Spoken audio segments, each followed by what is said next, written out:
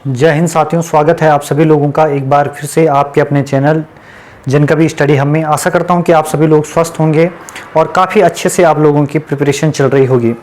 थोड़ा सा बीच में वीडियो इसलिए नहीं आ पाए क्योंकि मेरा स्वास्थ्य खराब था, जैसा कि मैंने आप लोगों को व्हाट्सएप चैनल के माध्यम से आप लोगों को जानकारी दी गई थी। तो जैसे जैसे स्वास्थ्य में सुधार हो रहा है वैसे वैसे धीरे धीरे मैं आप लोगों के लिए निरंतर रूप से वीडियोज़ भी लाता रहूँगा। तो उसी कड़ी में एक वीडियोज़ में आप लोगों के बीच जो 19वां चैप्टर है परीक्षा वाणी का, कौन सा योजना, ये माफ़ कीजिएगा, प्रमुख व्यक्तित्व वाला, उसकी वीडियोस मैं आप लोगों के लिए रेगुलर बेस पे लाता रहूँगा। एक वीडियोस मैं आप लोगों के बीच पहले ही अपलोड कर चुका हूं और जिन छात्रों ने वो वीडियोस अभी तक नहीं देखी है वो भी उस वीडियोस को देख लेना, ठीक है, और अच्छे से उसके नोट्स बना देना। आज उस जो हमारी पहली वीडियो थी उसमें हम लोग आपका कालू सिंह मेहरा और आपका बद्रीदत्त पांडे के बारे में हम लोग पढ़ चुके हैं। आज की जो हमारी ये वीडियो होगी उसके अंतर्गत हम 3 लोगों के बारे में पढ़ेंगे। सबसे पहले हरगोविंद पंत के बारे में, दूसरा आपका ये हो गए आप बैरिस्टर मुकुंदलाल जी हो गए, और तीसरे हैं आपके खुशीराम आर्य जी। इन तीनों के बारे में हम लोग यहाँ पर पढ़ने वाले हैं इस वीडियोस के अंदर। और आप लोगों ने क्या करना है, बहुत अच्छे से जिस तरीके से मैंने यहाँ पर नोट्स बनाए हैं उस तरीके से ही आप लोगों को क्या करने हैं, अपने नोट्स बनाने हैं। अच्छा, बीच में अगर मेरी वीडियो नहीं आती है तो सबसे पहले आप लोगों को ये काम करना है, जितनी भी मैंने परीक्षा वाणी की वीडियो डाल रखी है आपका कम से कम 16 चैप्टर तक मैंने पढ़ा रखा है, ठीक है। और योजनाएं तो खैर मैंने फिर से भी पढ़ा ली है ना। आजकल जो मेरे आप लोग देखना एक प्लेलिस्ट बना रखी होगी योजनाओं के नाम से, उत्तराखंड जी के 2024 में आप लोगों को दिखेगी महत्वपूर्ण योजनाएं। तो उस वाले फोल्डर को आप लोग खोलोगे तो उसमें महत्वपूर्ण योजनाओं का मैंने आपको डाटा प्रदान किया है। उसके अलावा उससे पहले के जो वीडियोज़ हैं वो आप लोगों को ध्यान रखने हैं, जैसे बहुत बढ़िया से बहुत डिटेल वाइज मैंने पढ़ा रखा है। उन चैप्टर को जो परीक्षा वाणी के हैं उनको भी आप लोग देखें, आपको निश्चित तौर पे वो हेल्प करेंगे, ठीक है। तो चलिए बिना किसी देरी के हम लोग इस सेशन को स्टार्ट करते हैं और सबसे पहले देखते हैं हम लोग हरगोविंद पंत जी के बारे में। किसके बारे में देखने वाले हैं? हरगोविंद पंत जी के बारे में हम लोग यहाँ पर देखेंगे। तो सबसे पहली बात आपसे देखो, वैसे तो कभी जन्म से प्रश्न नहीं बनता, लेकिन जो महत्वपूर्ण व्यक्तित्व होते हैं तो कई बार उनका जन्म से आपसे पूछा जा सकता है। तो जन्म आपको लोगों को ध्यान रखना है 19 मई 1885। 19 मई 1885 को इनका जन्म होता है, ठीक है। और आप लोगों को पता ही है कि 1885 को एक घटना और होती है और वो क्या है, आपकी कांग्रेस की स्थापना होती है लॉर्ड डफरिन के कार्यकाल में। उसके अलावा देखिए इनका जन्म हुआ कहां पर था, तो आपको ध्यान रखना चितई गांव है जो कि आपका अल्मोड़ा में पड़ता है, ठीक है, अल्मोड़ा के अंदर पड़ता है। उसके अलावा आप लोगों को ध्यान रखना है इनको अल्मोड़ा कांग्रेस की रीढ़ की हड्डी कहा गया है। आपसे प्रश्न बनता है कि अल्मोड़ा कांग्रेस जो है उसकी रीढ़ की हड्डी किसे कहा जाता है, तो आप क्या बताओगे कि हरगोविंद पंत को अल्मोड़ा कांग्रेस की रीढ़ की हड्डी कहा जाता है।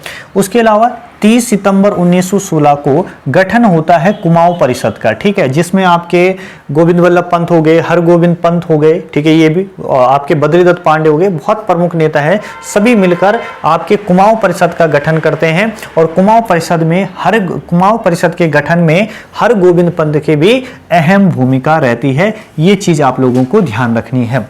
क्लियर हो गई बात।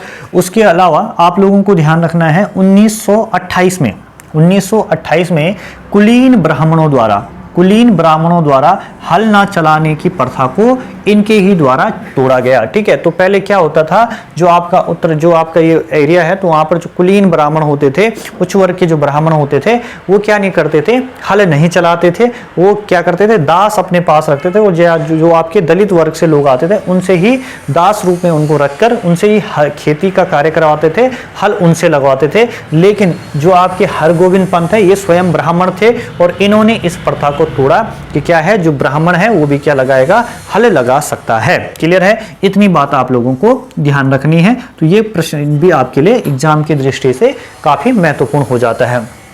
उसके अलावा स्वतंत्रता आंदोलन के दौरान, ठीक है, आपको ध्यान रखना क्या क्या इनके साथ कब कब ये जेल गए, ठीक है। जब आपका स्वतंत्रता आंदोलन चल रहा था तो 1930 में ये जेल जाते हैं, 1932 में ये जेल गए थे, 1940, तो 30, 32 और 40 में ये क्या गए थे, आपके जेल गए थे स्वतंत्रता आंदोलन के दौरान। उसके अलावा आपको पता है कि भारत छोड़ो आंदोलन आपका कब हुआ था, 1942 में ये शुरू हुआ था, जिसको आप अगस्त क्रांति के नाम से भी जानते हो। किस नाम से जानते हैं? अगस्त क्रांति के नाम से जानते हैं। तो उस दौरान इनको नजरबंद किया गया था, ठीक है, नजरबंद इनको उस दौरान किया गया था। आपसे पूछा जाएगा कि नजरबंद भारत छोड़ो आंदोलन के दौरान सबसे पहले किनको नजरबंद किया गया था, तो आपको ध्यान रखना है हरगोविंद पंत जी को। क्लियर है। उसके अलावा 1937 में ये यूपी असेंबली के लिए चुने जाते हैं 1937 में। उसके अलावा 1946 में प्रांतीय असेंबली के लिए चुने गए और उसके अलावा 1957 में ये आपका लोकसभा के लिए निर्वाचित होते हैं। तो ये कुछ इनके बारे में फैक्ट है। अब देखिए, अब नेक्स्ट हम पढ़ने वाले हैं बैरिस्टर मुकुंदी लाल जी के बारे में। बैरिस्टर मुकुंदी लाल जी के बारे में आप लोगों को क्या बात ध्यान रखनी है, आपको ध्यान रखना है कि जो बैरिस्टर मुकुंदी लाल है, इनका जो जन्म है, ठीक है, इनका जन्म जो है आपका ये 14 अक्टूबर 1885 को हुआ था। कब हुआ था जन्म? 14 अक्टूबर 1885 को इनका क्या होता है, जन्म होता है।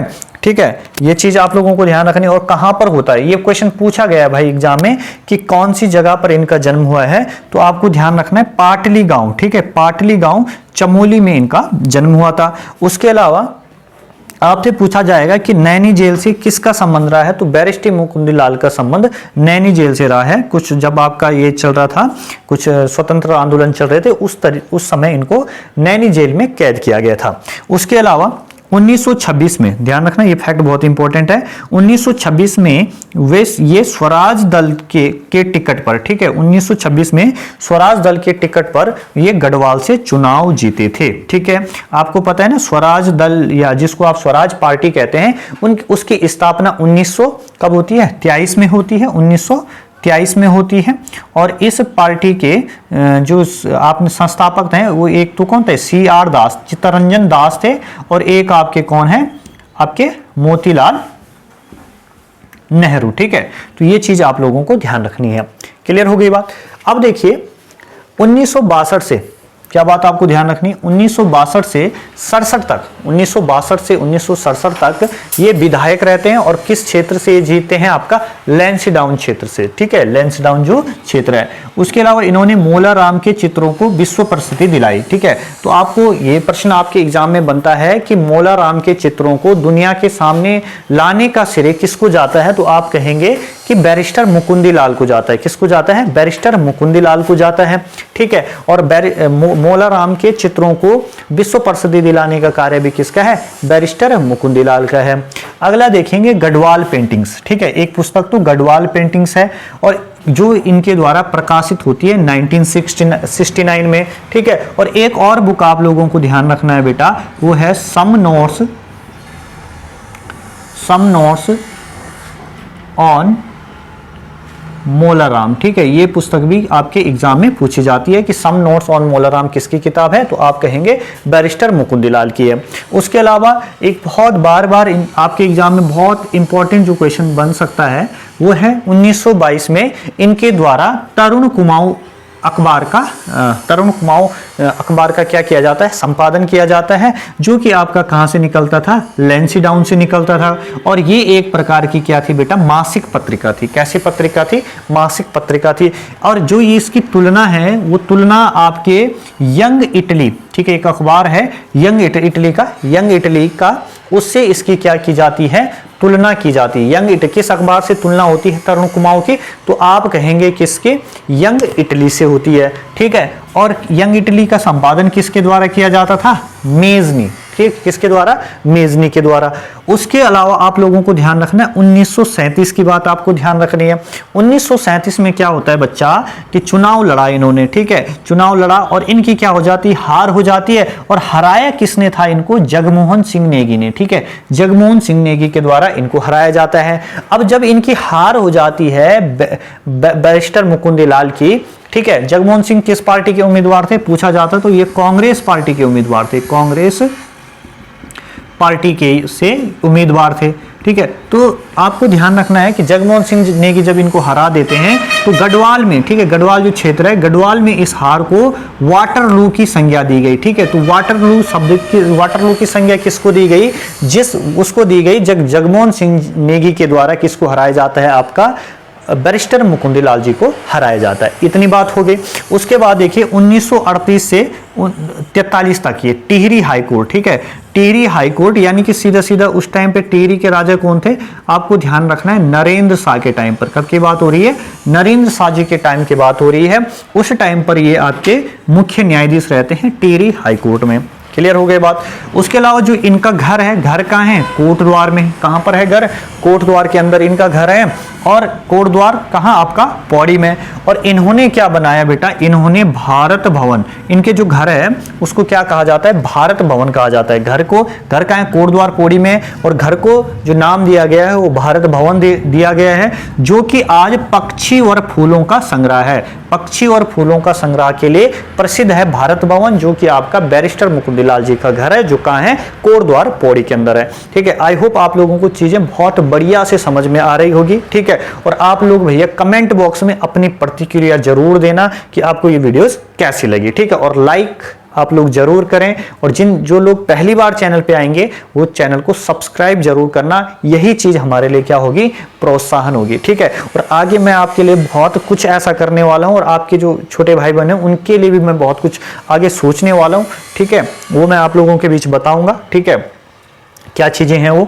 उसके बाद देखिए वीर चंद्र सिंह भंडारी। ठीक है, वीर चंद्र सिंह भंडारी जी को आप जानते होंगे। ठीक है, अब देखो यहाँ पे मैंने एक ही चीज से दो क्वेश्चन यहाँ पर बना दे कि वीर चंद्र सिंह भंडारी, जिनको आप वीर चंद्र सिंह गढ़वाली कहते हो। ठीक है, तो अगर आपसे पेपर में ये भी पूछता है कि वीर चंद्र सिंह गढ़वाली का मूल नाम क्या है, तो आप कहेंगे वीर चंद्र सिंह भंडारी। ठीक है, तो वीर चंद्र सिंह गढ़वाली जो कि आपके क्या हैं, इनका एक स्वतंत्रता सेनानी थे। ठीक है, इनका केस भी किसके द्वारा लड़ा गया था, आपको ध्यान रखना है, किसके द्वारा, आपके बैरिस्टर मुकुंदलाल के द्वारा। उसके अलावा यहां पर थोड़ा सा देख लेना कि वीर चंद्र सिंह भंडारी या गढ़वाली जो है, इनका संबंध आपका किससे है, पेशावर कांड से है। किस कांड से है, पेशावर कांड से है। और पेशावर कांड कब हुआ था आपका, ये होता है आपका 1930 की घटना है। कब की है, 1930 की घटना है। और क्या है आपका, 23 अप्रैल 1930। ठीक है, ये प्रश्न पूछा जाता है। उसके अलावा वीर चंद्र सिंह भंडारी से ये प्रश्न, इनका संबंध किस बटा लाइन से था, तो 2/18 बटा लाइन से इनका संबंध था। ठीक है, तो ये चीजें आप लोगों को ध्यान रखनी है। चलिए आगे देखिए, आगे क्या है, खुशीराम आर्य के बारे में पढ़ लीजिए थोड़ा सा। ठीक है, देखो भैया, एक आप लोग, हम लोग पता क्या हम स्टूडेंट, जब हम भी पढ़ते थे या आप लोग पढ़ रहे हो, तो स्टूडेंट ये सोचता है कि एक ही दिन ना सब कुछ हो जाए, एक ही दिन ऐसा चमत्कार हो जाए कि मास्टर सब कुछ पढ़ा दे, हमें इस ज्ञान की प्राप्ति हो जाए और हम ऐसे हो जाए, हम महात्मा बुद्ध बन जाए। तो ऐसा पॉसिबल नहीं होता है। और देखो धीरे धीरे चीजें होंगी। ठीक है बेटा, धीरे धीरे चीज होगी। देखो जिस तरीके से मैंने योजनाएं पूरी कराई, उसी तरीके से ये बहुत हाथी जैसा दिखता है ना प्रमुख व्यक्तित्व वाला चैप्टर, लेकिन बेटा इस हाथी को हम थोड़ा थोड़ा थोड़ा थोड़ा थोड़ा करके इसको पूरा करेंगे। ठीक है, ये पहाड़ जो है इसको हम लोग पूरा करेंगे। जो हाथी जैसा ये पहाड़ आपको ये चैप्टर दिख रहा है, तो इसको हम पूरा करने का काम करेंगे। भले टाइम लगेगा, ठीक है, टाइम लगेगा, जितने 10, 15, 20, 25 मिनट जैसी जैसी वीडियोज बनती है। ठीक है, एक अलग फोल्डर में बना लूंगा प्रमुख व्यक्तित्व वाला, और ऐसे में उन बच्चों की भी रह जाएगी जो बहुत लंबे समय से आया भाई मैं यूट्यूब पे। ठीक है, जो बच्चे कहते थे कि सर आपने परीक्षावाणी नहीं करवाई, मैं करवा रहा हूं। देखो ये 1900, देखो 15 चैप्टर मैंने, 16वां चैप्टर मैंने करवा लिया ना, फिर से प्रमुख योजनाएं वाला पूरा, तो वहां वही परीक्षावाणी से तो है।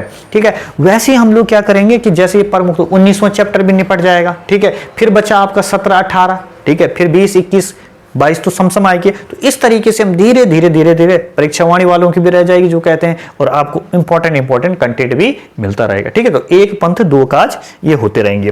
फिर खुशीराम आर्य की बात करें भैया, तो खुशीराम आर्य का जो जन्म होता है 1886 में होता है। कब होता है बेटा, 1886 में होता है। और कहां पर होता है, हल्दूचौड़ में होता है, जो कि जगह आपकी कहां पड़ती है, नैनीताल के अंदर पड़ती है। कहां पर पड़ती है, नैनीताल के अंदर पड़ती है। उसके अलावा 1931 बहुत इंपॉर्टेंट ईयर है, इनके द्वारा शिल्पकार सुधारणी सभा का गठन किया जाता है। तो आपसे पूछा जाएगा कि शिल्पकार सुधारणी सभा का गठन किसके द्वारा किया जाता है, खुशीराम आर्य, और कहां पर करते हैं, अल्मोड़ा के अंदर। फिर है खुशीराम आर्य ने, आपसे पूछा जाएगा कि ये आपका शिल्पकार शब्द किसने दिया, तो शिल्पकार शब्द दिया है आपका खुशीराम आर्य ने। ठीक है, हरिप्रसाद टमटा मत करके आना। ठीक है, शिल्पकार शब्द दिया किसके, खुशीराम आर्य ने दिया है। उसके अलावा इनका निधन जो है वो 5 मई 1971 को इनकी क्या हो जाती है, मृत्यु हो जाती है। ठीक है, तो ये था बेटा हमारा ये आज का लेक्चर, ठीक है, पार्ट 2 था ये, ठीक है। और आने वाले टाइम 1-2 दिन बाद आपके बीच पार्ट 3 भी आ जाएगा, ठीक है। और आप लोग अच्छे से इसके तब तक नोट्स बनाइए, वीडियो देखिए, ठीक है। और जो नए बच्चे हैं उनके लिए भी ये चीज़ें क्या है, काफ़ी बेनिफिशियल है। अभी से आप लोग अपनी जो आगामी पुलिस की तैयारी कर रहे हैं, तो आप एक बार हमारे चैनल पे देख के आना बेटा, कि भले बहुत टाइम पहले की वीडियोस हैं, लेकिन एक बार देख के आना कि उस कंटेंट को आप लोग देखोगे तो आपको रियल में लगेगा कि हाँ यार, एग्जाम ओरिएंटल कंटेंट है। बेटा अपनी ये आदत है कि मैं यूट्यूब पे ये सोच के नहीं लाता कि वीडियोस की जो होती है ना कि हाँ भाई मेरे को व्यूज कमाने हैं, ऐसा करना है, ट्रिक्स, ये मतलब कुछ इस तरीके से नहीं, खाना पूर्ति नहीं करनी।